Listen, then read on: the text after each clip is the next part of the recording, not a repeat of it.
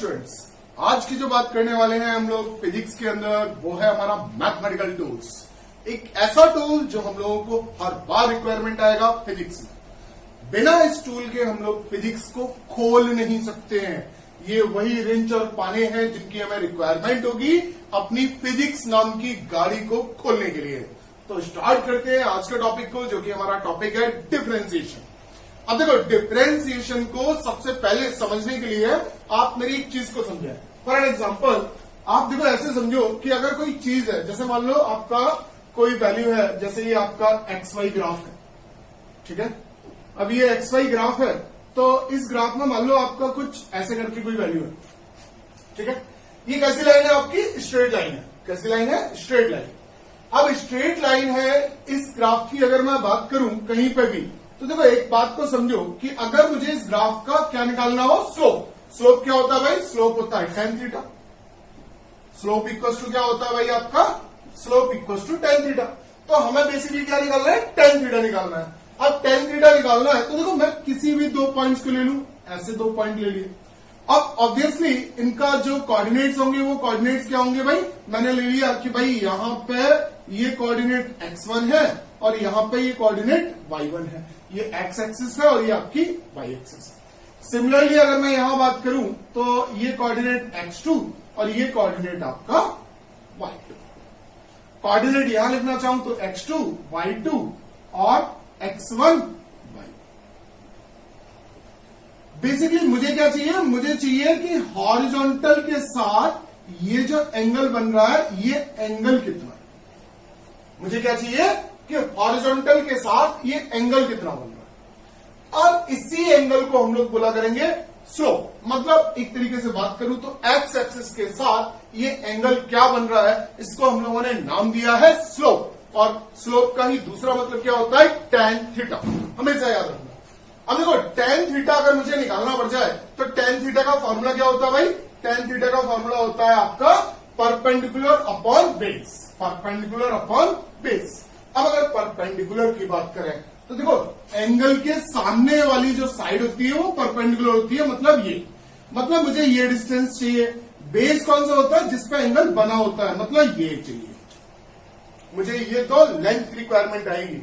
अच्छा, ये जो आपकी लेंथ होगी, देखो यहां पे अगर मैं बात करूं तो यहां से लेके इस पॉइंट से लेके इस पॉइंट की डिस्टेंस, ये डिस्टेंस कितनी है? y1। सिमिलरली इस पॉइंट से लेके इस पॉइंट तक की डिस्टेंस कितनी है? y2।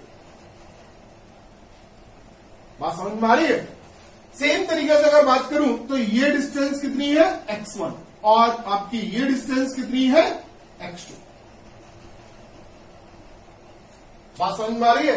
तो अब अगर मुझसे बात करी जाए कि भाई ये डिस्टेंस कितनी होगी, तो देखो ये वाली पूरी डिस्टेंस है। इस डिस्टेंस में से इस डिस्टेंस को अगर माइनस कर दूंगा तो मुझे ये डिस्टेंस मिल जाएगी, जो कि कितनी होगी? वो डिस्टेंस होगी y2 माइनस y। सेम तरीके से अगर यहां पर मैं बात करूं तो यहां पे ये डिस्टेंस कितनी हो जाएगी? अगर इस डिस्टेंस को मुझे निकालना पड़ जाए, ये हो जाएगी x2 माइनस x1। बात समझ में आ रही है? तो अब अगर मुझसे स्लोप पूछा जाए तो tan थीटा इक्वल टू कितना होगा? tan थीटा इक्वल टू हो जाएगा y2 minus y1 divided by x2 minus x1। और इस तरीके से आप अभी तक स्लोप निकालते आ रहे हो कि उस लाइन का स्लोप कितना होगा। तो वो स्लोप आप कितना बोल देते हो? y2 minus y1 divided by x2 minus x1। अच्छा, एक बात और यहां पे नोटिस करो। क्या नोटिस करनी है कि मैं स्लोप कहीं भी निकालूं, यहां निकालूं तो भी एंगल थीटा होगा, क्योंकि ये दोनों पैरेलल लाइंस है। यहां निकालूं कहीं भी निकालूं, स्लोप हमारा कैसा होगा? कांस्टेंट होगा। वो आपका चेंज नहीं होगा। अब अगर वो आपका चेंज नहीं हो रहा है तो लाइन का जो स्लोप होता है वो कैसा होता है? यूनिफॉर्म होता है, एक जैसा होता है, कांस्टेंट होता है, उसकी वैल्यू चेंज नहीं होती है। ठीक है, याद रहेगा? तो ये वाला काम आपको यहां करना होगा। मतलब इसी को आगे समझें, इसी चीज को आगे समझें कि अब अगर मेरा कोई और, अगर मैं बात करूं कि मान लो इस तरीके का हो, अब अगर इस तरीके का हो तो स्लोप कैसे निकालेंगे? तो देखो, स्लोप को पहले समझो। जिस पॉइंट पे हमें स्लोप निकालना होता है उस पॉइंट पे हम लोग क्या करते हैं? एक टेंजेंट ड्रॉ करते हैं। क्या करते हैं? टेंजेंट। और टेंजेंट क्या करता है? उस पॉइंट को केवल टच करते हुए जाता है और आपका कहीं भी वो क्रॉस नहीं करता, उसको इंटरसेक्ट नहीं करता है। तो इसका मतलब अगर मुझसे इस पॉइंट का स्लोप पूछा जाएगा तो वो स्लोप कुछ ऐसे होगा, अगर मुझसे इस पॉइंट का स्लोप पूछा जाएगा तो वो कुछ ऐसे होगा, इस पॉइंट का अगर पूछा जाएगा तो वो कुछ ऐसे होगा। तो एक बार ये थीटा, फिर ये थीटा, फिर ये थीटा। इसका मतलब अगर मैं बात करूं तो देखो यहां पे ये क्लियर बात समझ में आ रही है कि यहां पे ये आपका एंगल क्या है, कम है, ये एंगल क्या है, ज्यादा है, ये एंगल उससे भी ज्यादा है। इसका मतलब स्लोप आपका चेंज हो रहा है। तो जब आपका स्लोप चेंज होगा तो क्या मैं इस तरीके का काम कर सकता हूं? नहीं कर सकता, बिल्कुल नहीं कर सकता। तो अब हम लोग क्या करें कि भाई जिससे हमारा काम हो जाए, जिससे हमारा काम हो जाए, तो अब क्या कर सकते हैं हम लोग, उसकी बात कर लेते हैं। अब देखो अगर मुझे कहीं भी बात करनी पड़ जाए इस जगह पे कि भाई कैसे निकालेंगे हम लोग, तो इस जगह पे निकालने के लिए अब फिर से हम लोग कोई दो पॉइंट्स ले सकते हैं कि भाई ये पॉइंट हो गया x1 y1 और ये पॉइंट हो गया x2 y2। बट अगर इन दोनों को मैं मीट करा दूं तो ये आपके कर्व को काट रहे हैं भैया, ये कर्व को काट रहे, इंटरसेक्ट कर रहे हैं, और इंटरसेक्ट कर गए तो इसका मतलब ये वाला स्लोप नहीं होगा, और जो वैल्यू आएगी वो बड़ी अजीब सी वैल्यू आएगी। अब अगर मुझसे स्लोप पूछा जाए तो फॉर्मूला तो यही रहेगा y2 minus y1 divided by x2 minus x1, मगर उसने जो स्लोप दिया वो यहां के स्लोप का और यहां के स्लोप का दोनों का एवरेज होगा। यहां से लेके वहां तक जो भी इसका स्लोप बना होगा उस स्लोप का एवरेज होगा, तो हमें एवरेज वैल्यू मिलेगी। अब हमें एवरेज वैल्यू मिलेगी तो मुझे किसी एक जगह पे स्लोप चाहिए, जैसे कि मुझे यहां चाहिए केवल। अब अगर मुझे केवल इसी जगह चाहिए, ओनली इसी जगह चाहिए, तो मैं क्या कर दूं कि ये जो डिफरेंस है हमारा, दो पॉइंट्स जो मैं ले रहा हूं, वो पॉइंट्स को बहुत पास लेते हुए आ जाऊं, उस डिफरेंस को बहुत छोटा कर दूं, इस जगह पे ही बात कर लूं, बिल्कुल इसके जस्ट ऊपर और जस्ट नीचे, जस्ट ऊपर और जस्ट नीचे। जस्ट का मतलब है कि इन दोनों पॉइंट्स में जो डिफरेंस होगा वो अप्रोक्सीमेटली नेग्लिजिबल होगा, जीरो होगा। अगर इस तरीके से बात करें तो अब जो हमें स्लोप मिलेगा वो इसी पॉइंट का स्लोप मिलेगा, ना कि हमें एवरेज वाला स्लोप मिलेगा। अगर एवरेज वाला स्लोप निकालोगे तो वो वैल्यू आपकी गलत होगी। हमें कौन सा चाहिए? उसी इंस्टेंट वाला चाहिए, उसी पर्टिकुलर लोकेशन का चाहिए। तो उसी पर्टिकुलर लोकेशन का चाहिए, तो इन्हीं चीजों को, इस डिफरेंस को अप्रोक्सीमेटली क्या कर देते हैं? जीरो। अगर मैं बात करना चाहूं कि y2 minus y1 is tending to zero, मतलब ये जो डिफरेंस है दो कोऑर्डिनेट्स के बीच में, जो कि y2 और y1 है, y एक्सिस के कोऑर्डिनेट्स, उन कोऑर्डिनेट्स के बीच में जो डिफरेंस है वो कितना है? जीरो है। और सिमिलरली बात कर ले हम लोग कि x2 minus x1 is also approximately zero. इस बात को भी याद रखना, ये जीरो है नहीं है, अप्रोक्सीमेटली जीरो है, जीरो को टेंड कर रहा है, जीरो है नहीं है भैया, ये जीरो है नहीं है। तो फिजिक्स में अगर मैं इसको ऐसे लिखूं तो इसे डेल्टा y भी बोल सकता हूं, इसे बोलूं तो इसे डेल्टा x भी बोल सकता हूं। अच्छा, ये जो डेल्टा वर्ड है, इस डेल्टा वर्ड का मतलब होता है डिफरेंस। क्या होता है भाई? डिफरेंस।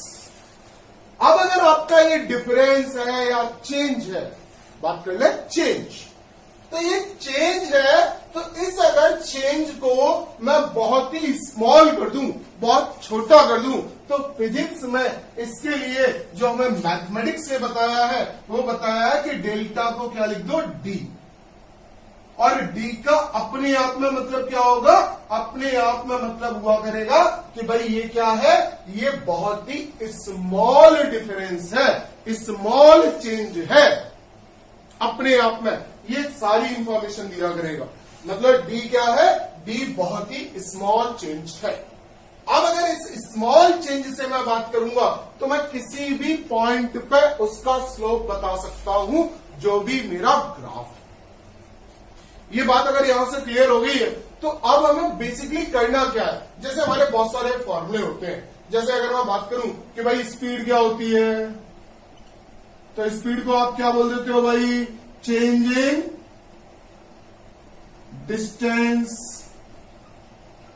और क्या कर देते हो? Divided by time. अब देखो, अगर आप वाई एक्सिस पे किसको ले लो, डिस्टेंस को ले लो, और एक्स एक्सिस पे किसको ले लो, टाइम को ले लो, तो अब जो आप स्लोप निकालोगे वो किसके इक्वल हो जाएगा, स्पीड के इक्वल हो जाएगा। अब स्पीड अगर आपको एवरेज चाहिए तो आप डिफरेंस को बड़ा रखोगे, अगर आपको स्पीड उसी पॉइंट पे चाहिए, इंस्टेंट पे चाहिए, तो डिफरेंस को क्या कर दोगे भाई, छोटा कर दोगे, बहुत ही छोटा। बात समझ में आ रही है? बिल्कुल, बहुत बढ़िया। अब देखो, ये बात अगर समझ में आ गई कि मैं डिफरेंस से क्या निकाल सकता हूं, मैं डिफरेंस से निकाल सकता हूं रेट ऑफ चेंज। क्या निकाल सकता हूं डिफरेंस से, रेट ऑफ चेंज। ये बात समझ में आ रही है? मतलब मैं किसी भी चीज को बता सकता हूं कि वो कैसे चेंज कर रही है, किसी भी चीज को। जैसे मैंने यहां लिखा हुआ है dy अपॉन dx, मतलब मैंने क्या बोला यहां पे, एक तरीके से मैंने क्लियरली यहां पे ये बात बोल रखी है कि भाई x के रेस्पेक्ट में y में क्या चेंज आ रहा है, मतलब y आपका x कोऑर्डिनेट पे कैसे डिपेंड कर रहा है, वो चीज मैंने यहां पे बात कर ली कि भाई वो आपकी ये है, और यही आपका क्या हो जाएगा, ये आपको बताया करेगा स्लोप कितना है, मतलब स्लोप आपका बढ़ गया या घट गया। फिजिक्स में इसकी बहुत ज्यादा रिक्वायरमेंट हमें आने वाली है। अब देखो, ये जो डिफरेंस है, इन डिफरेंस को जैसे जैसे मैं छोटा करता हुआ जा रहा हूं, मुझे वैल्यू मिल रही है इंस्टेंटेनियस। अगर इस डिफरेंस को बड़ा करते हुए जा रहा हूं तो वैल्यू मिल रही है मुझे एवरेज। ठीक है, तो यहीं से हमारे इंस्टेंटेनियस और एवरेज का कंसेप्ट निकल के आया, जो कि आपका अलग अलग होगा। अच्छा, यहां पे अगर मैं बात करूं तो यहां पे अगर इंस्टेंटेनियस की बात करी जाए या एवरेज की बात करी जाए, दोनों बातें एक ही होंगी। क्यों एक होंगी? क्योंकि इसका स्लोप चेंज नहीं कर रहा है, इसका स्लोप चेंज नहीं कर रहा है, ये इंडिपेंडेंट है। ठीक है, ये स्लोप इस रेट पे डिपेंड कर रहा है, और ये रेट कैसा है, कांस्टेंट है। मगर यहां पे जो रेट है वो रेट कैसा है, वो कांस्टेंट नहीं है। मतलब आपकी एक्स की वैल्यू जहां भी चेंज करती है उसमें जरूरी नहीं है कि वाई में भी सेम चेंज आए। मतलब अगर एक्स में आप सेम चेंज रख रहे हो तो वाई में सेम चेंजेस आए, ऐसा पॉसिबल नहीं है। तो जब वेरिएबल टाइप का होगा तो अलग हो जाएगा, कांस्टेंट टाइप का होगा तो अलग होगा। तो अब मैं यहां से स्टार्ट करता हूं कि भाई ये जो आपकी नई प्रॉब्लम आई है डी और डी, इस डी को कैसे सॉल्व किया जाएगा, वही मेरी अब यहां की क्लास है। तो ये बात समझ में आ रही है ना कि हम लोगों को डिफरेंशिएशन की रिक्वायरमेंट आ रही है इंस्टेंटेनियस वैल्यूज को निकालने के लिए, उस पर्टिकुलर जगह पर स्लोप निकालने के लिए। तो differentiation is just simply a slope. क्या है, स्लोप है दो क्वांटिटीज के बीच का। ठीक है, बहुत बढ़िया। अब देखो मैं आगे की बात करता हूं। समझ में आ रहा है ना? अरे भाई बोल दो, आ रहा है? चलो ठीक है, मुझे समझ में आ गया है कि तुम्हें समझ में आ गया है, ऐसा मुझे लग रहा है। अब देखो, मैं जो आगे की बात कर रहा हूं उस बात को समझो। मैं फर्स्ट अपनी बात कर रहा हूं। फर्स्ट किसकी बात कर रहा हूं भाई, कि आपको ऐसे दे दिया जाए कि y equals to 5। y equals to क्या दे दिया गया, 5 दे दिया गया। अब y इक्वल्स टू 5 दे दिया गया। अब अगर मैं x और y में ग्राफ बनाऊं तो ग्राफ कैसा होगा भाई, ग्राफ ऐसा होगा भाई। y इक्वल्स टू ऑलवेज क्या है, 5। x की वैल्यू कुछ भी हो, डिपेंड ही नहीं कर रहा है x पे। ठीक है, अब जब x पे डिपेंड ही नहीं कर रहा है, y इक्वल्स टू 5 है, तो अब मुझे एक बात बताओ, इस वाली लाइन में और इस वाली लाइन में एंगल कितना है भाई? दोनों एक ही डायरेक्शन में जा रहे हैं ना, दोनों एक ही डायरेक्शन में जा रहे हैं, तो एंगल कितना हो गया, 0 हो गया। तो अब अगर मुझसे पूछा जाए कि भाई dy upon dx, dy upon dx मतलब चेंज इन x में जब हुआ है तो y में चेंज क्या आया? अब देखो, ये तो हो गया डेल्टा x, मगर y में चेंज कितना आया, delta y equal to 0। y न बढ़ा न घटा, y न बढ़ा न घटा, क्योंकि y की ऑलवेज वैल्यू कितनी है, 5। जब ऑलवेज इसकी वैल्यू 5 है तो अगर अब मैं निकालूंगा तो आंसर हमारा कितना आ जाएगा, 0, क्योंकि y में चेंज 0 है, x में कितना भी होता है कोई फर्क नहीं पड़ता है, न्यूमरेटर 0 तो 0। बात समझ में आ रही है? तो जब भी हमें कांस्टेंट कोई वैल्यू मिलेगी तो कांस्टेंट का जो डिफरेंशिएशन होगा, इस डी अपॉन डी को ही डिफरेंशिएशन बोलते हैं। इसको एक बार ऐसे भी समझ लो कि हम करते क्या है, हम करते हैं differentiation with respect to. Differentiation किसका कर रहे हैं, differentiation of y with respect to x. मतलब हम डिफरेंशिएट कर रहे हैं y को और किसके रेस्पेक्ट में x को। तो जिसको डिफरेंशिएट किया जाता है उसको रखा जाता है ऊपर और जिसके रेस्पेक्ट में किया जाता है उसको रखा जाता है नीचे। तो इसको हम लोगों ने नाम दिया डिफरेंशिएशन। अब डिफरेंशिएशन आपका इसका क्या हो गया, आपका हो गया 0। बात समझ में आ रही है। अब आपको दे दिया जाए y इक्वल टू, आपको कुछ दे दिया गया मान लो और 100, आंसर कितना हो जाएगा भाई, dy/dx इक्वल टू 0। आपको y इक्वल टू दे दिया गया कैपिटल G, जो कि किसकी वैल्यू थी, यूनिवर्सल ग्रेविटेशनल कांस्टेंट की। अब इसकी वैल्यू है तो ये भी कैसा है, कांस्टेंट है, ये वैल्यू भी आपकी चेंज नहीं करती है, ये वैल्यू चेंज नहीं करती है, तो dy/dx कितना हो जाएगा 0।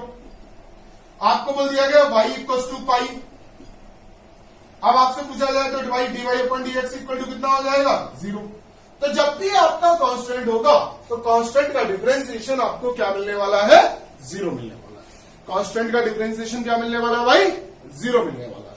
ये बात आपको समझ में आ रही है यहां से। तो ये बात हमें यहां से याद रखनी है। मतलब जब भी आपका y इक्वल टू, इसको अगर मैं जनरलाइज करना चाहूं तो जनरलाइज क्या हो जाएगा आपका कि y इक्वल टू a है, where a is constant, where a is constant. मैं हटा दे रहा हूं उसको, वेयर a इज क्या है, कांस्टेंट। तो अगर a कांस्टेंट है, where a equal to constant, तो y इक्वल टू आपका dy/dx क्या हो जाया करेगा, क्या हो जाया करेगा, 0। बात समझ में आ रही है। अब देखो आगे की बात करता हूं मैं अपना सेकंड एग्जांपल ले रहा हूं। सेकंड एग्जांपल किसका ले रहा हूं, y equal to x to the power n। अब हमें एक कोई बोला गया है कि दो क्वांटिटीज हैं, y है और x है, और उनके बीच में जो रिलेशन है वो ऐसे है। तो जब इस तरीके का रिलेशन हो तो आपको क्या याद रखना है, आपको याद रखना है कि जो भी पावर है उसे आगे ले आओ, जो भी पावर है उसे कहां ले आओ, आगे ले आओ। तो आगे ले आओ और एक पावर कम कर दो, तो dy/dx कितना हो जाएगा, n(x to the power n-1)। जो भी पावर है उसको आगे ले आओ और एक पावर क्या कर दो, कम कर दो। एक पावर कम कर दिया, हो गया काम भाई आपका। हुआ कि नहीं हुआ। अब देखो इसको समझने के लिए देखो यहां समझो, मैं यहां समझाता हूं। अब देखो अगर मेरा इस तरीके का सिनारियो है तो मैं यहां बात कर रहा हूं आपसे कि भाई आपका y इक्वल टू कितना बोला गया, आपको बोला गया x³। आंसर कितना आ जाएगा, dy/dx।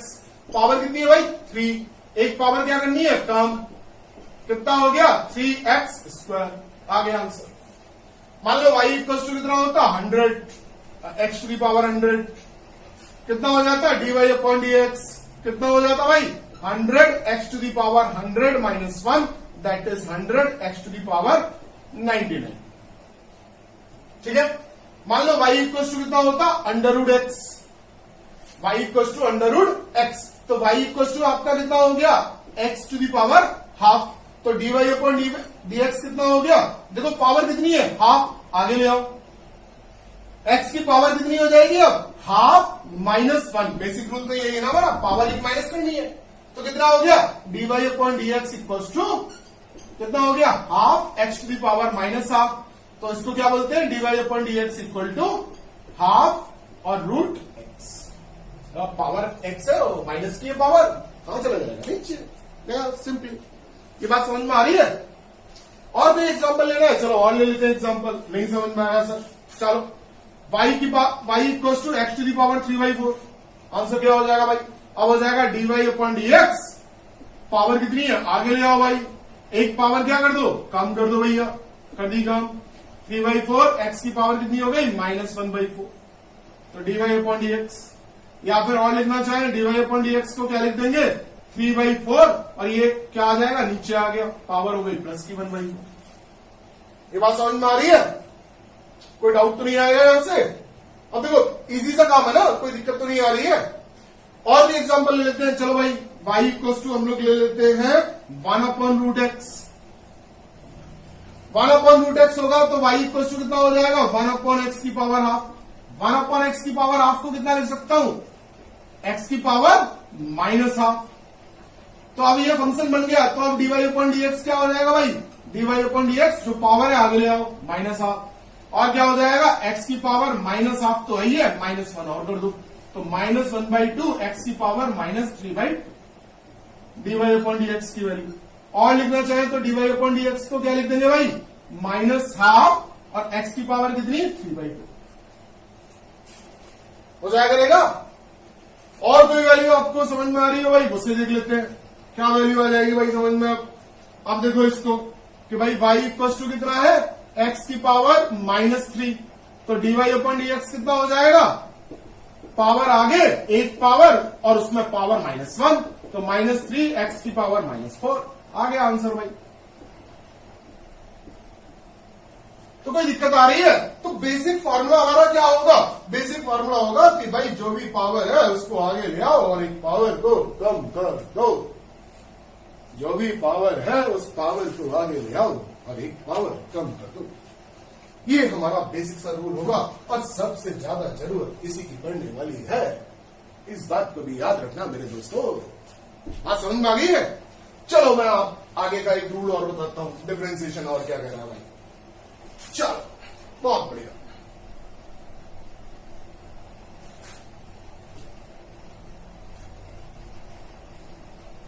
बहुत बढ़िया भाई, बहुत बढ़िया। अब देखो रूल तो भैया कोई अलग नहीं है, मगर तुम मेरा प्राण पिया करोगे कई बार, रूल अलग नहीं है, रूल वही है, मगर तुम प्राण पीना पियो मेरे बाद में, इस वजह से मैंने इसको रूल ही बना दिया बढ़िया तरीके से। क्या रूल बन गया भाई हमारा, मैं इसे लिख देता हूं सेकंड, इसे लिख देता हूं थर्ड। रूल क्या भैया, y इक्वल टू केवल x है। अब y इक्वल टू केवल x है, इसका मतलब क्या है भाई, इसका मतलब है कि x की पावर कितनी है, 1।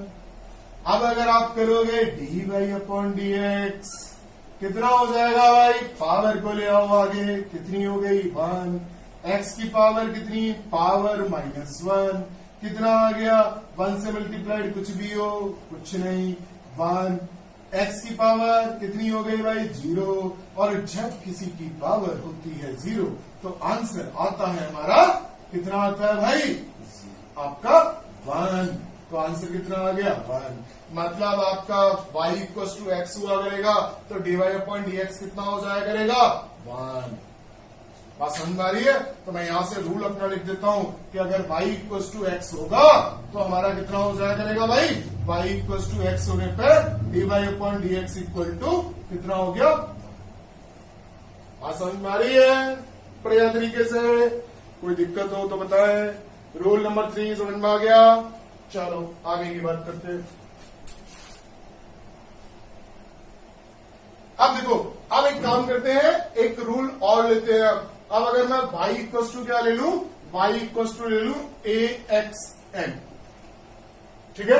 अब y इक्वल टू अगर axn होगा तो इसका डिफरेंशिएशन कैसे हुआ करेगा, dy अपॉन dx। अच्छा a क्या है, where a is constant, a equal to क्या है, कांस्टेंट, मतलब इसकी वैल्यू चेंज नहीं होती है, इसकी वैल्यू चेंज नहीं होती है, मतलब dy upon dx equal to आपका कितना हो जाएगा, a को एज इट इज रखो कांस्टेंट को, और जो आपका फंक्शन है उसे क्या कर दो आप, डिफरेंशिएट कर दो, तो कितना हो गया n x की पावर n-1।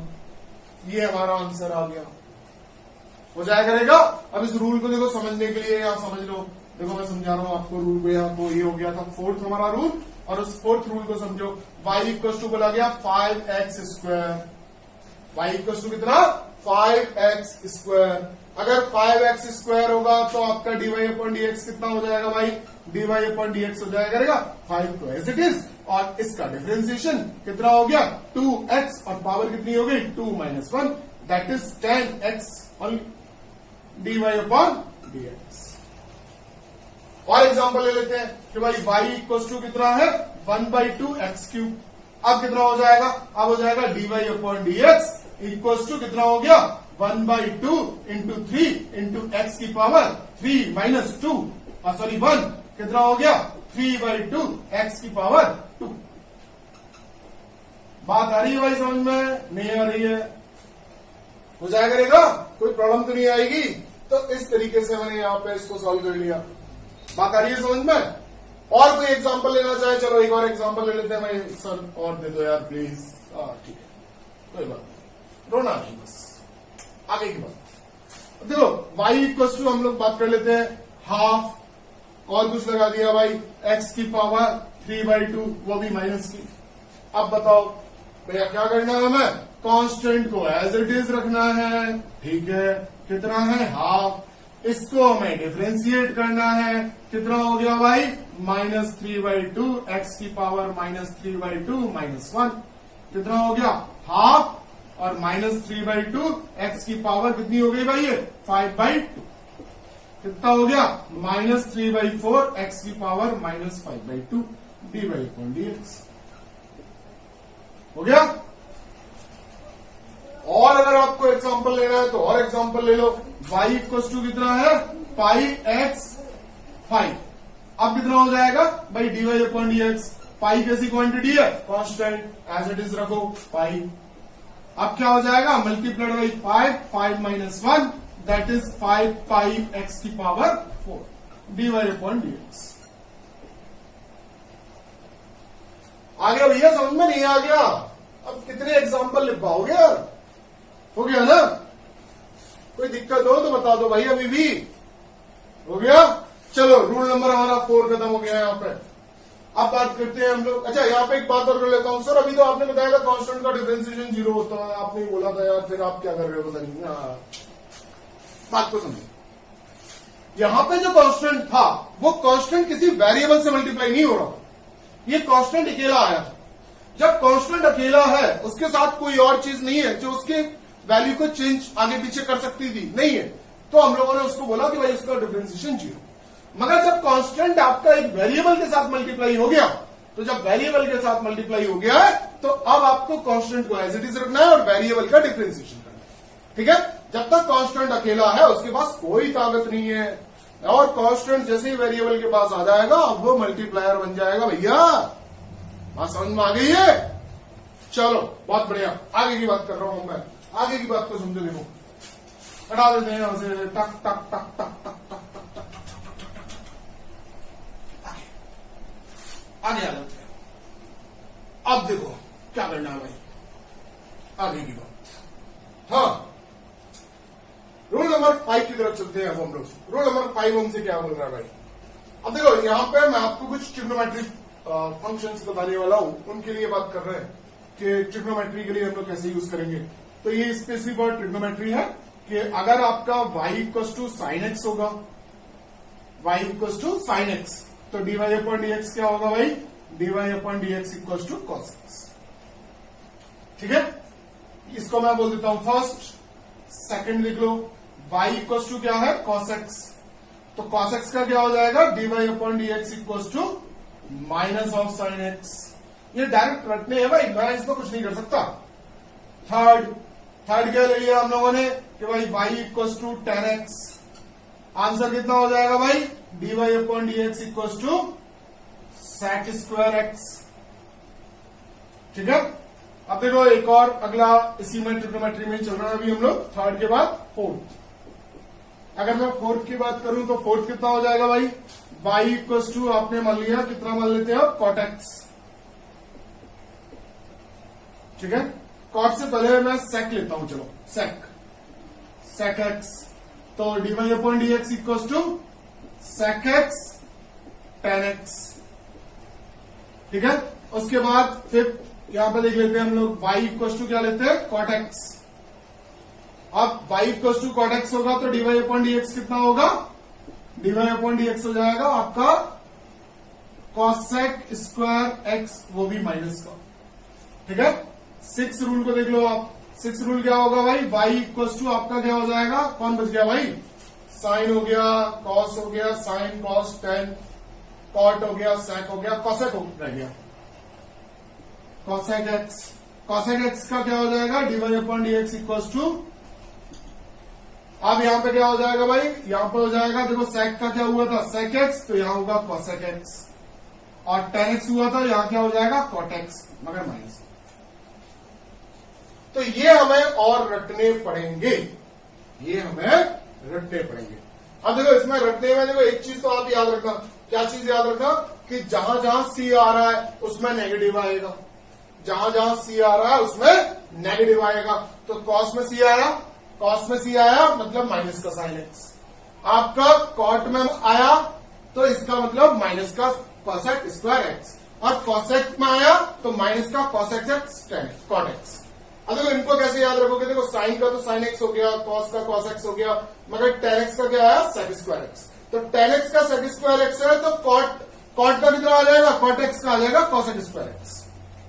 उसका sec स्क्वायर x तो इसका cosec स्क्वायर x। अब देखो अगर आपका sec x का आ रहा है sec x tan x तो आपका cosec x का क्या हो जाएगा, cosec x cot x, मगर माइनस जस्ट अपोजिट वाले रखते चले जाएंगे, हमारा काम हो जाएगा। ये रूल्स आपको रखने पड़ेंगे भाई, मैं इसमें कुछ नहीं कर सकता हूं। तो आपके ये 5th रूल मेरा यहां कंप्लीट होता है। अब मैं बात कर रहा हूं 6th रूल।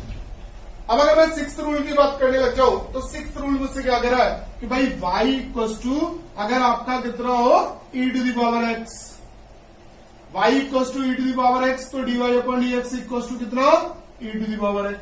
कोई चेंज नहीं, कोई भी चेंज नहीं। अब आप बोलोगे सर इसमें कुछ लगा देंगे, आगे 5 लगा देंगे, लगा दो।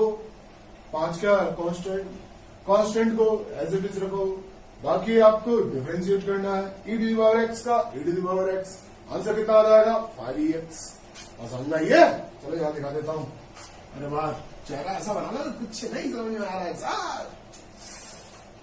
मेरे प्यारे बच्चों, y equals to 5e to the power x तो dy upon dx 5e to the power x। खत्म। अगर यहां पाई होता pi e to the power x, pi e to the power x तो यहां क्या हो जाएगा dy अपॉन dx। क्या हो गया भाई, पाई e to the power x, क्या बताइए constant multiplied by the difference. ठीक है, चलो हटा देते हैं एग्जाम्पल। हाँ, अब देखो यहां पे एक चीज और देख लो भाई, 7th रूल मेरा। 7th रूल क्या कह रहा भाई, y equals to log ex, जिसको हम लोग ln x भी बोला करेंगे, log विद नेचुरल बेस। इसको हम लोग फिजिक्स में कई बार ln x भी बोला करेंगे, बट आप यहां समझ लो log बेस e x। तो ये क्या हुआ करेगा, ये हुआ करेगा dy upon dx equals to 1 upon x। क्या हुआ करेगा, dy upon dx equals to 1 upon x हो जाया करेगा। कोई दिक्कत तो नहीं आएगी। 7th रूल हो गया हमारा। अब क्या करते हैं हम लोग, 8th रूल की बात कर लेते हैं। इसकी बात करते हैं 8th रूल की। राइट, जल्दी करो। 8 की पावर x क्या होगा, लॉग ही होगा।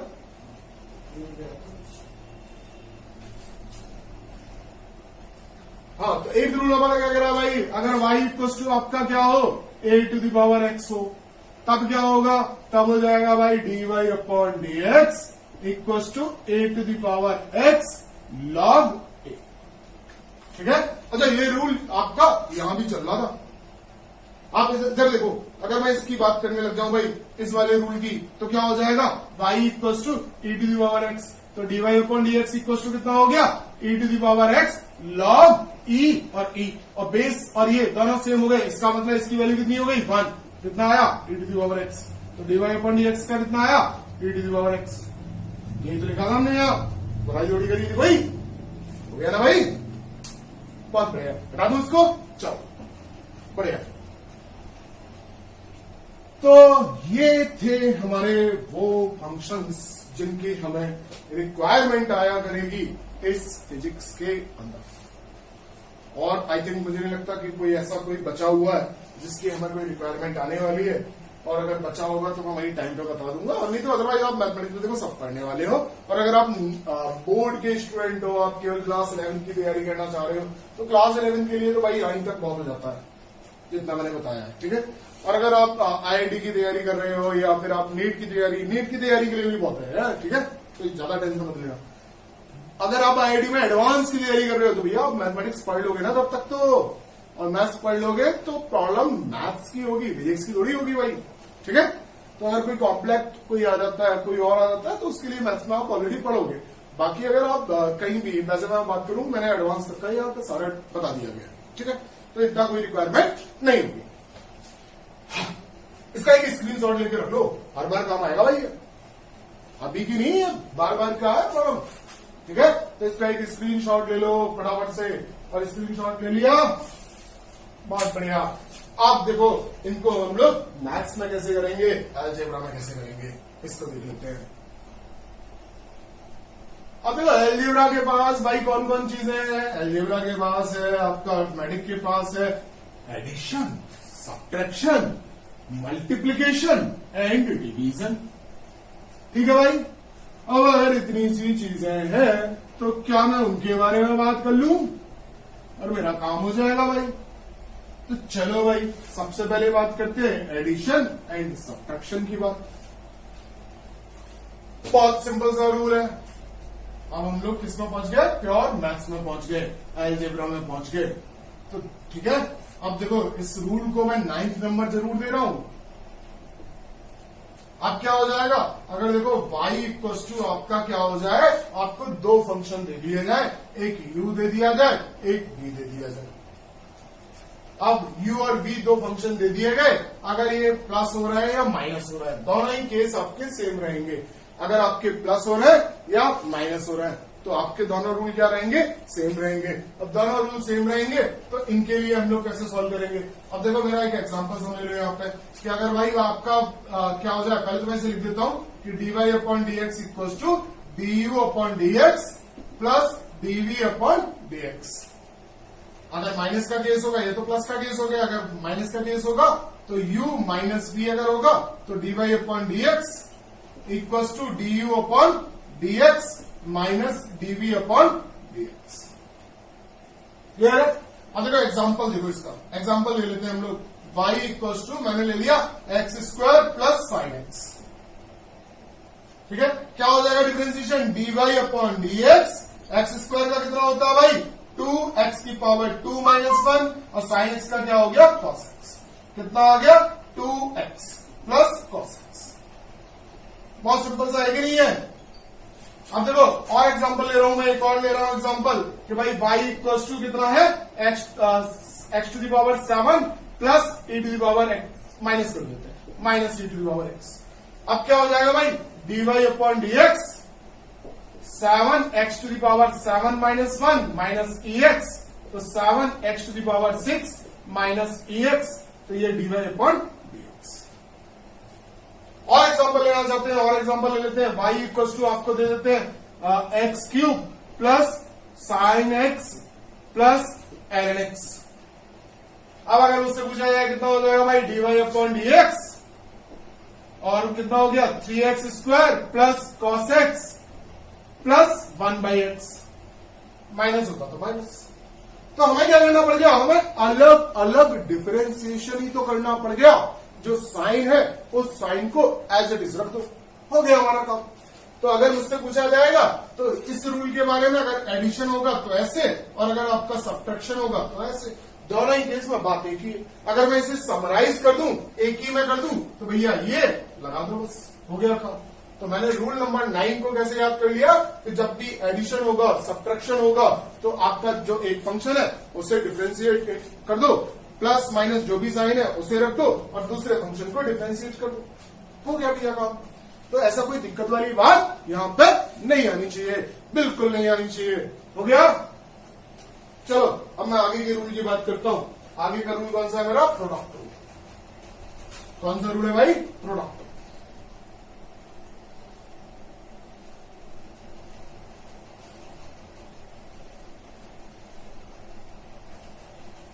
अब देखो प्रोडक्ट रूल हमसे क्या कह रहा है भाई, उसकी भी बात सुन लेते हैं, बुरा मान जाएगा नहीं तो। देखो प्रोडक्ट रूल आपसे बोल रहा है कि y इक्वल्स टू uv अगर हो तो क्या करेंगे। तो देखो सीधी सी बात, नो बकवास, dy अपॉन dx क्या हो जाएगा भाई, आप क्या करो, आप एक को डिफरेंशिएट कर दो dv अपॉन dx, प्लस कर दो, प्लस करने पर b, और क्या हो जाएगा आपका du अपॉन b तो आ गया dx। कुछ नहीं है, बिल्कुल याद नहीं रखना है कि किसको पहले करना है किसको बाद में करना, कोई याद रखने की जरूरत नहीं है। आप जिसको चाहो उसको पहले डिफरेंशिएट कर दो, जिसको चाहो उसको बाद में डिफरेंशिएट कर दो। बस याद क्या रखना है कि पहले आपका एक का प्रोडक्ट होगा किसके साथ, दूसरे के डिफरेंशिएशन के साथ, फिर दूसरे का प्रोडक्ट हो रहा होगा फर्स्ट के डिफरेंशिएशन के साथ, या उल्टा भी, कोई दिक्कत नहीं है, कोई फर्क नहीं पड़ने वाला, आपको केवल इतना सा काम करना है। अब इसका अगर एग्जांपल मैं लेना चाहूं तो एग्जांपल ले लेता हूं भाई, y इक्वल टू कितना दिया गया, x tan x, कितना हो गया भाई, dy upon dx equal to, अब देखो एक को एज इट इज रखो, दूसरे का डिफरेंशिएशन, tan x का क्या बताया था अभी, याद करो, बोल गए sec स्क्वायर x, अब क्या हो जाएगा प्लस, अब tan x को मल्टीप्लाई करना है, और tan x के मल्टीप्लाई में क्या आएगा, डिफरेंशिएशन ऑफ x, x का डिफरेंशिएशन, आंसर कितना आ गया, x sec square x plus tan x dy upon dx, आ गया भाई, बात समझ में आई। चलो कोई बात नहीं, मैं एक और एग्जांपल ले लेता हूं अगर नहीं समझ में आई है तो। अब देखो y इक्वल टू हम लोगों ने लिख दिया x ln x या log x, log लिख देता हूं, log dx, ठीक है। अब इस एग्जांपल को समझो, अब क्या हो जाएगा, dy अपॉन dx, x क्या भाई, x आपका एक है, u है या b है, दोनों में से कोई एक है, तो x को क्या करो as it is, multiplied by क्या, इसका डिफरेंशिएशन, इसका डिफरेंशिएशन क्या होता है भाई, जल्दी बताओ, इसका डिफरेंशिएशन क्या हो जाएगा, 1 अपॉन x, प्लस में क्या आ जाएगा भाई, प्लस में आ जाएगा log ex, मल्टीप्लाइड बाई क्या आ जाएगा भाई आपका 1, कितना आ गया 1 प्लस log ex, और मैंने अभी बताया था ना, इसको एक और चीज लिख सकते हैं ln x, हो गया। तो प्रोडक्ट रूल में हमें क्या याद रखना है भाई, एक सिंपल सी बात याद रखनी है, क्या बात याद रखनी है, कि एक का डिफरेंशिएशन मल्टीप्लाइड बाई दूसरे को, और फिर दूसरे का डिफरेंशिएशन पहले का उसमें मल्टीप्लाई करा दो, हो गया काम, कोई याद रखने में प्रॉब्लम नहीं आएगी। तो प्रोडक्ट रूल में कोई दिक्कत आएगी, चलो ठीक है। अब देखो आगे की बात कर रहा हूं मैं, आगे की बात कर लेते हैं, यहां से आगे की बात, रूल नंबर कौन सा चल रहा है भाई बताओ, 11। अब भैया कौन कौन से हमारे हो चुके हैं मैथ्स के टारगेट पूरे, प्लस हो चुका है, माइनस हो चुका है, मल्टीप्लीकेशन हो चुका है, अब कौन बचा है, अब बचा है आपका क्या, डिवीजन। क्या हो गया भाई, y equal to u upon b है। अब यहां पे याद रखना, एक तो देखो सिंपल सा काम याद कर सकते हो, क्या कर सकते हो कि भाई चीटिंग कर लो थोड़ी सी, u को मल्टीप्लाइड बाई 1 अपॉन b है, ऐसे कर लो, प्रोडक्ट रूल बन गया, प्रोडक्ट रूल के अकॉर्डिंग सॉल्व कर दो, अगर नहीं याद रहे तो, और अगर याद कर सकते हो तो इस तरीके से करना जो मैं अभी आपको बता रहा हूं। अब देखो इसमें हमें याद क्या रखना है, इसमें याद रखना है जो ऊपर है उसका डिफरेंशिएशन पहले होगा, जो ऊपर है वो पहले मारा जाएगा, जो नीचे होगा वो बाद में मारा जाएगा। बात समझ में आ रही है? तो जो ऊपर है वो पहले मारा जाएगा, इसका मतलब dy upon dx equal to कितना, यहां पे हो जाएगा आपका b into d upon dx of u, minus minus में क्या आएगा u dv अपॉन dx और डिवाइडेड बाई b का स्क्वायर। ये रूल याद रखने में आपको थोड़ी सी दिक्कत आएगी, मगर क्या कर सकते हैं, करना पड़ेगा, ज्यादा यूज नहीं आएगा फिजिक्स में, बट याद रखना कभी भी आ सकता है। तो हमें यहां पर डिवीजन रूल में क्या याद रखना है कि जो पहले है उसको पहले आपको क्या करना पड़ जाएगा, जो ऊपर है उसका पहले डिफरेंशिएशन, बस इतना सा याद रखना। माइनस याद रहेगा, नीचे डिनोमिनेटर में स्क्वायर करना, ये भी याद रहेगा, ठीक है। और क्या करेगा, एग्जांपल लेके दिखाऊं, चलो एग्जांपल ले लेते हैं।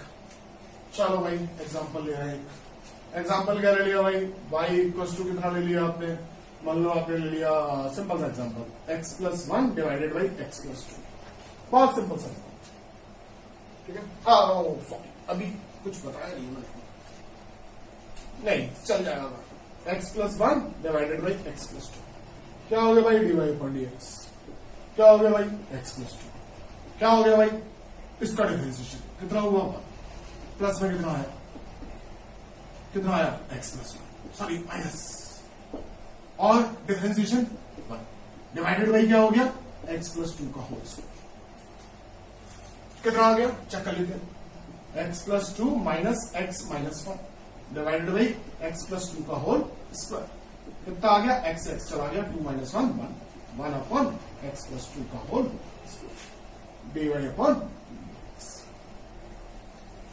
ये आ गया। आप देखो मैं नहीं करूंगा, आपको करना है। आप क्या कर सकते हो, इसको ऐसे भी कर सकते हो कि भाई x plus 1 multiplied by x plus 2 का पावर माइनस। अब देखो कौन सा रूल बन गया, ये प्रोडक्ट रूल। प्रोडक्ट रूल बन गया, आप इस वाले रूल को भी यूज कर सकते हो। अगर आप इसी रूल को यूज करोगे तो आंसर आपका सेम आएगा। ठीक है, तो ये आप ऐसे होमवर्क यूज कर लेना, आप देख लेना एक बार ट्राई करके। अगर आपको ये लगे कि नहीं सर मुझे तो प्रोडक्ट रूल से थोड़ा इजी हो जाएगा तो मैं प्रोडक्ट रूल से ही किया करूंगा, तो आपको कोई नंबर नहीं काटने वाला, कोई आपको परेशान नहीं करने वाला। ठीक है, कोई दिक्कत नहीं आएगी उससे भी, आप उससे भी सॉल्व कर सकते हो। बट अगर आप ये फॉर्मूला याद रख लो तो और अच्छा रहेगा, थोड़ा सा टाइम बच जाएगा रहेगा, क्योंकि कॉम्पिटिशन में हम लोगों को टाइम की बड़ी रिक्वायरमेंट होती है। बोर्ड में तो कोई प्रॉब्लम नहीं है, बोर्ड में तो हमारे पास टाइम रहता है थोड़ा सा, मगर कॉम्पिटिशन में तो हम लोग मतलब एक एक सेकंड के लिए लड़ रहे होते हैं ना, तो वो एक सेकंड भी हमारी बर्बाद ना हो, तो हम लोग इस रूल को फॉलो कर ले, वो ज्यादा अच्छा रहेगा। ठीक है, मैं ज्यादा एग्जांपल नहीं ले रहा हूं उसका, और यहाँ पे हमारा मैथमेटिक्स जो आपका अलजेब्रा है वो पूरा का पूरा यहाँ पे आपका कंप्लीट हो जाता है। हो गया भाई। अब देखो, अब बात करते हैं इनके सबके पिताजियों की। पिताजी जो काम आए करेंगे 12वीं, ये आपकी 12वीं करा देंगे बेटा, इनको जरूर याद रखना, बहुत काम किया हमारे। क्या है भाई, इनका कहना है, इसे पहले तो नाम लिख देता हूं इसका, चेन रूल। ऐसा रूल जो आपको चेन नहीं आने देगा, ये आपको बड़ा परेशान करेगा जब तक आप मैथमेटिक्स में डिफरेंशिएशन को नहीं पढ़ लेते। अब देखो चेन रूल है क्या, चेन रूल की प्रॉब्लम को समझो। अब देखो y इक्वल्स टू आपको दे दिया गया, कोई भी चीज दे दी गई, मान लो आपको दे दिया गया आपको अंडर रूट के अंदर एक्स स्क्वायर प्लस। अब यहां पे एक प्रॉब्लम आ गई है हमारे पास। क्या प्रॉब्लम आ गई है? प्रॉब्लम ये समझो कि हमें ये पता था कि अगर केवल x होता, उसकी कोई पावर होती तो हम रूल लगा देते, मगर यहां पे पावर कितनी किसकी है, एक्स स्क्वायर प्लस 1। अगर मैं इसे लिखना चाहूं तो क्या लिख दूंगा, एक्स स्क्वायर प्लस 1 और उसकी पावर ये। मगर मैं एक्सपेक्ट क्या कर रहा था, मैं ये चाह रहा था कि भाई ये एक्स स्क्वायर प्लस 1 की जगह कितना हो, एक्स हो। एक्स स्क्वायर प्लस 1 की जगह कितना हो, एक्स हो। तो मैं सॉल्व कर लेता, मेरे पास था फॉर्मूला। अब प्रॉब्लम क्या आ रही है कि इसका मेरे पास कोई फॉर्मूला ही नहीं है। अब जब फॉर्मूला नहीं है मेरे पास, तो हम कौन है, जिद्दी। हम कैसे आदमी है, जिद्दी आदमी। हमने जिद स्टार्ट कर दी। अब जिद क्या है मेरी, जिद ये, मैं तो ऐसे सॉल्व करूंगा, रोको मुझे कोई। तो ऐसे ही सॉल्व करूंगा। मैंने कर लिया, इसको मान लिया कि भाई ये एक्स है। मैंने क्या मान लिया, इसे ये एक्स ही है, कोई बात नहीं है, ये एक्स है। अब ये एक्स है तो dy अपॉन dx क्या होता है भाई, एक्स की पावर हाफ का हाफ। किसको माना है मैंने, एक्स स्क्वायर प्लस 1 को एक्स माना है, और पावर कितनी हो गई, half minus 1, that is half x square plus 1, और इसकी पावर कितनी हो गई आपकी माइनस की 1/2। क्या मैंने सही किया है, क्या मैंने सही किया है भाई, अभी तक तो सही नहीं किया। क्यों नहीं किया, क्योंकि मैंने माना ही तो था थोड़ी वो एक्स। जो मैंने लेट कर लिया था वो एग्जैक्टली एक्स नहीं था, वो मैंने सोचा था, माना था, एज्यूम किया था। अब क्या किया जाए, उसका क्या इंतजाम है भाई, उसका इंतजाम ये है कि जिसको माना है अब उसको आप क्या कर दो, डिफरेंशिएट करके इससे मल्टीप्लाई कर दो। बात समझ में आ रही है नहीं आ रही है। अब एक्स स्क्वायर प्लस 1 को मैंने एक्स माना और उसको सॉल्व कर लिया, सॉल्व कर लिया। अब जिसको एक्स माना है आप उसको क्या करो, उसके डिफरेंशिएशन को इससे मल्टीप्लाई कर दो, हो गया। तो अब अगर मुझे करना पड़ जाए तो क्या हो जाएगा भाई, एक्स स्क्वायर प्लस 1 का डिफरेंशिएशन कितना हो गया, 2x प्लस 0 कितना आ गया, इंटू 2x। 2 से 2 काट दो, कितना हो गया आपका x square plus 1 to the power minus 1/2 dy upon dx। तो चेन रूल आपसे क्या कहता है, चेन रूल कहता है आपसे सिंपल सी बात कि आपको जो फॉर्मूले पढ़ाए गए हैं वही सब कुछ है, वही माता है, वही पिता है, वही भगवान है, वही परमात्मा है, वही सब कुछ। बात समझ में आ रही है, वही सब कुछ है। अब आपको उन्हीं से काम चलाना है। जब आपको उन्हीं से काम चलाना है तो आपने चेन रूल को स्टार्ट किया यूज करना। चेन रूल क्या कर रहा है कि भाई जो भी चीज है, आप जिस फॉर्मूले को जानते हो पहले उस तरीके से एक्स मान लो और उस फॉर्मूले में उसको कन्वर्ट कर लो। फिर क्या करो, नॉर्मल जो आप जैसे डिफरेंशिएशन करते हो वैसे कर दो। फिर क्या करो, जिसको एक्स माना है उसका डिफरेंशिएट कर दो और मल्टीप्लाई कर दो। आ गया आपका आंसर। बात समझ में आ रही है नहीं आ रही है? मैं एक एग्जांपल और ले रहा हूं, देखो चेन रूल गई। अगला एग्जांपल देखो, y equals to sine x square. अब आप क्या चाह रहे थे, साइन के अंदर हो भैया एक्स, साइन के अंदर कौन हो एक्स, मगर साइन के अंदर भाई आप क्या चाह रहे थे, आप चाह रहे थे कि एक्स के साइन के अंदर कौन हो एक्स हो, ना कि एक्स स्क्वायर। अब जब नहीं है तो हम लोग क्या मान लेंगे, इस एक्स स्क्वायर को ही एक्स मान के हम ट्रीट करना स्टार्ट कर देंगे। तो क्या हो जाएगा, dy upon d x, sine x का हो गया कॉस एक्स स्क्वायर, एक्स तो माना था ना। अब क्या कर देंगे, इस मल्टीप्लाइड बाई क्या हो जाएगा आपका एक्स स्क्वायर का, जो कि कितना हो गया डिफरेंशिएशन 2x। तो कितना आया 2x cos x square dy upon dx की। ये बात समझ में आ गई? तो यहां तक का हमारा काम कंप्लीट हो गया। अब मैं एक और एग्जांपल ले लेता हूं। y इक्वल्स टू आपको बोल दिया गया, y इक्वल्स टू क्या बोल दिया गया, log e x क्यूब। अब क्या हो जाएगा भाई, अब हो जाएगा dy अपॉन dx और क्या हो जाएगा आपका, अब हो जाएगा log, अब इसको मान लेंगे x, तो कितना हो गया, इसका कितना होता है 1 अपॉन एक्स क्यूब। अब इसका करेंगे, इसका कितना हो जाएगा 3x स्क्वायर। एक्स क्यूब से ये कट गया, आपका कितना आ गया 3 अपॉन एक्स। तो dy अपॉन dx की वैल्यू कितनी आ गई, हो जाया करेगा। तो ये था मेरा चेन रूल। चेन रूल में आप इस बात को जरूर समझ लें, हो जाएगा काम। एक स्क्रीनशॉट ले लें इसका, ले लिया। आप देखो एक छोटी सी काम की बात और बता दे रहा हूं डिफरेंशिएशन में, जो हमारे बहुत काम की होगी, बता देते हैं भाई सबको।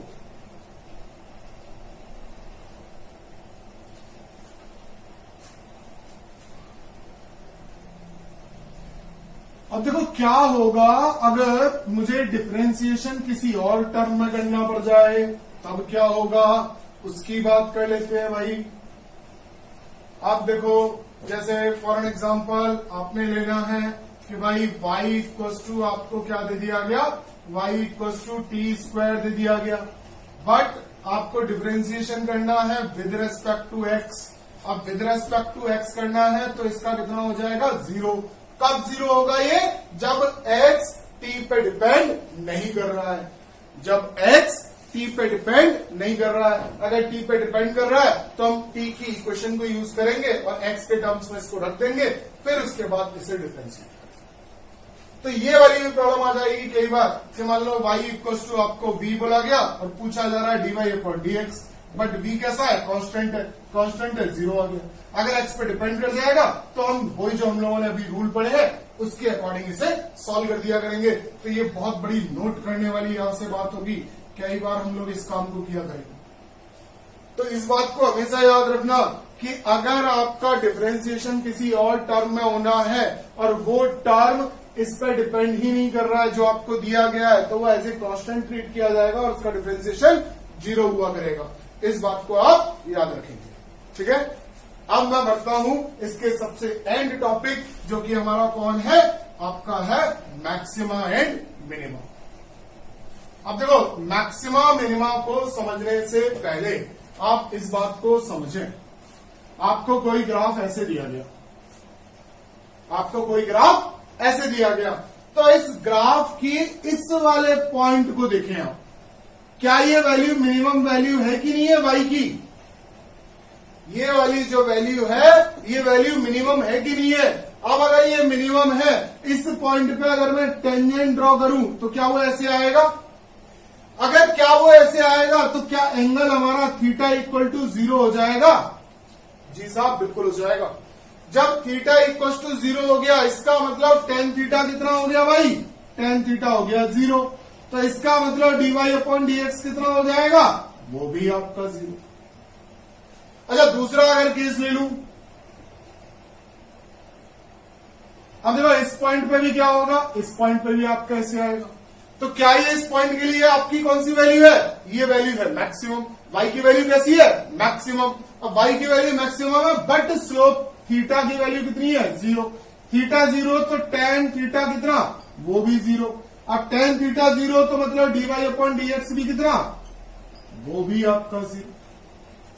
मतलब जब आपका स्लोप 0 होता है तो आपको दो काम हो सकते हैं भाई। आपको उस पॉइंट पे मैक्सिमा भी मिल सकता है, आपको उस पॉइंट पे मिनिमा भी मिल सकता है। तो या तो इस पॉइंट पे जब स्लोप आपका 0 हो जाएगा तो आपको क्या मिलने वाला है? मैक्सिमा। या क्या मिलने वाला है? मिनिमम।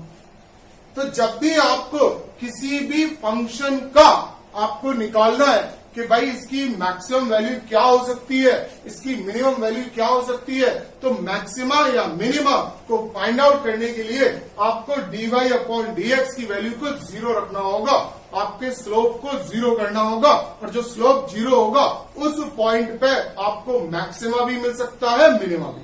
अब मैक्सिमा है या मिनिमा है, इसकी बात हम आगे करेंगे। ये बात समझ में आ रही है? तो अब अगर मैं बात करूं कि यहां पे अगर मैं एक नोटवर्दी पॉइंट लिखूं तो वो क्या हो जाएगा भाई आपका कि maxima and minima dy/dx equal to कितना? अगर आपका डिफरेंशिएशन आपका कितना आ रहा है? 0, आपका स्लोप कितना आ रहा है? 0, आपका dy/dx कितना आ रहा है? 0, तो उस पॉइंट पे आपको मैक्सिमा या मिनिमा इन दोनों में से कोई एक चीज मिलने वाली है। अब इन दोनों में से कोई एक चीज मिलने वाली है तो उसके लिए अब हम अपने इक्वेशंस को सॉल्व करना स्टार्ट करेंगे। अब हम अपनी इक्वेशंस को सॉल्व करना स्टार्ट करेंगे, तो उससे हम लोग इस बात को फाइंड आउट करेंगे। अब देखो, अगर मुझे फाइंड आउट करना पड़ जाए तो देखो, मैंने एक इक्वेशन मान ली कि y इक्वल टू कितना है? x² + 2 है। अब अगर मैं बात करूं तो यहां पे कितना हो जाएगा? dy/dx कितनी वैल्यू आ गई? 2x, और इसका 0। अब ये 2x आ गया तो मैं क्या कर दूं? dy/dx को कितने कर दिया मैंने? 0 कर दिया भाई। अब अगर मैं इसको वैल्यू को 0 रख दूं तो आपको 2x की वैल्यू 0, तो x इक्वल टू कितना आ गया? 0।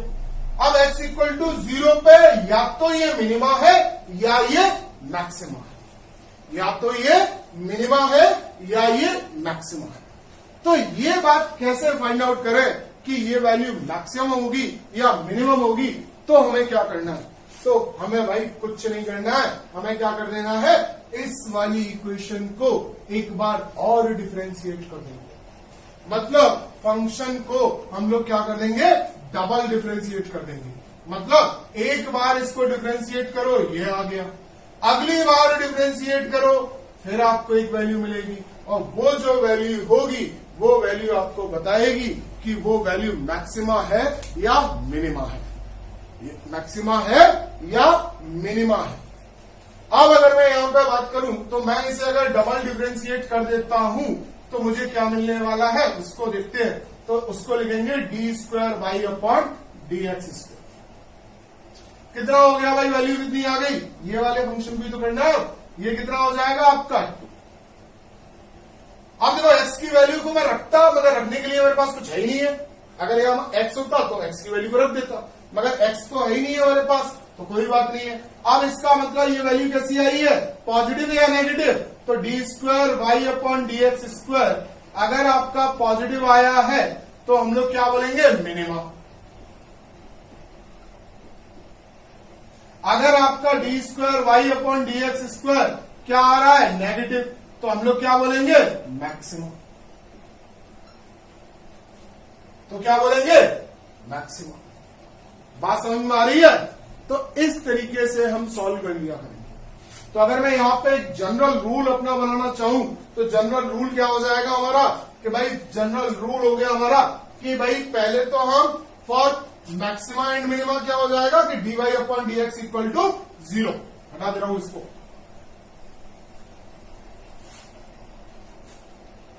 अब देखो, फॉर मैक्सिमा, मैक्सिमा क्या हुआ करेगा आपका? मैक्सिमा हुआ करेगा आपका d square y upon d x square equal to आपका कितना होना चाहिए, पॉजिटिव, सॉरी नेगेटिव, मैक्सिमम है ना। और फॉर मिनिमम ये वैल्यू कितनी होनी चाहिए, ये वैल्यू होनी चाहिए पॉजिटिव। और minimum d square y upon d x square equal to minimum.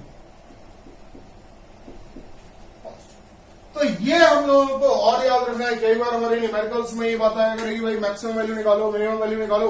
तो मैक्सिमम वैल्यू मिनिमम वैल्यू कैसे निकाला करेंगे, पहले dy upon d x equal to 0 रख दिया, यहां से इस इक्वेशन में जो भी इक्वेशन बन गई है उससे एक्स की वैल्यू निकाला करेंगे और एक्स की वैल्यू निकाल के साइड में रख दी। अब साइड में रखने के बाद फिर हम इनसे क्या करेंगे, डबल डिफरेंशिएट कर देंगे, जो भी हमारा फंक्शन होगा डबल डिफरेंशिएट कर दिया। अब जो एक्स की वैल्यू आपने निकाली है, जो भी वैल्यू निकाली है, आप उसको एक बार पुट करो। अगर पॉजिटिव आ रहा है तो आप बोलोगे इस पॉइंट पे क्या है, इस पॉइंट पे मिनिमम है। अगर नेगेटिव वैल्यू आ रही है तो आप क्या बोलोगे, इस पॉइंट पे क्या है, मैक्सिमम है। तो केवल आपको इतना सा काम करना होगा और आपका मैक्सिमम मिनिमम भी यहां पर कंप्लीट हो जाएगा। ये बात समझ में आ रही है, कोई दिक्कत तो नहीं आएगी। चलो ठीक है, आप अगर कोई एग्जांपल लेना चाहे तो आप कोई एग्जांपल भी ले सकते हो। भाई एग्जांपल के तौर पे मैंने आपको यही दो वर्ड यूज करे थे, यहाँ पर इन्हीं को हम लोग देख सकते हैं कि भाई कितनी वैल्यू आ रही है। ठीक है, तो यहाँ पे अगर मैं बात करूं तो हमारा यहाँ पे कैलकुलस का जो आपको रिक्वायरमेंट है वो पूरी की पूरी कंप्लीट हो जाती है, चाहे आप किसी भी लेवल के लिए पढ़ रहे हो। ठीक है, फिजिक्स में मैथमेटिक्स केवल इतना सा है। अगर आप मैथ्स में देखोगे तो मैथ्स में बहुत बड़ा टॉपिक है ये। इन्हीं टॉपिकों को हमने समराइज कर लिया है अपनी फिजिक्स के लिए, जितना छोटा कर सकता था, मगर छोटा करने के साथ हमने ये भी ध्यान रखा है कि ऐसा ना हो कि छोटा करते हुए ऐसा ना हो जाए कि आपको समझ में ना आए। तो अगर आपको समझ में नहीं आएगा तो प्रॉब्लम हो जाएगी। तो इसी वजह से मैंने इसको समराइज कर दिया है यहाँ पे कि भाई इतना आपको यहाँ से नोट करके रखना है मैक्सिमम और मिनिमम के लिए। जब हमारे न्यूमेरिकल्स आया करेंगे तो मैं उसमें आपको ये बताया करूंगा और आपको ये लिंक आपको उस वाले न्यूमेरिकल में जरूर से मिला करेगा। तो यहाँ पे मेरा कैलकुलस का जो पार्ट 1 था, जिसको हम लोगों ने नाम डिफरेंशिएशन दे रखा है, वो डिफरेंशिएशन हमारे यहाँ पर कंप्लीट हो जाता है। अब ये कंप्लीट हो गया तो अब हम लोग फिजिक्स को थोड़ा सा इजी वे में समझने की कोशिश करेंगे। बस आपको ये सारे जितना भी आज का मैंने दिया है, वीडियो थोड़ी लंबी जरूर होगी मगर आपको सिंगल वीडियो में मैंने वो सारी इंफॉर्मेशन दे दी है जो कि डिफरेंशिएशन में आपको रिक्वायरमेंट आने वाली है। फिजिक्स में डिफरेंशिएशन जितना भी रिक्वायरमेंट आने वाली है वो सारी इंफॉर्मेशन मैंने यहाँ पर आपको दे दी है। ठीक है, अगर अभी तक आपने चैनल को सब्सक्राइब नहीं किया है तो प्लीज आप सब्सक्राइब कर लें और बेल आइकन को जरूर से प्रेस कर दें। लाइक शेयर एंड कमेंट करना बिल्कुल ना भूलें। Thank you guys, good luck.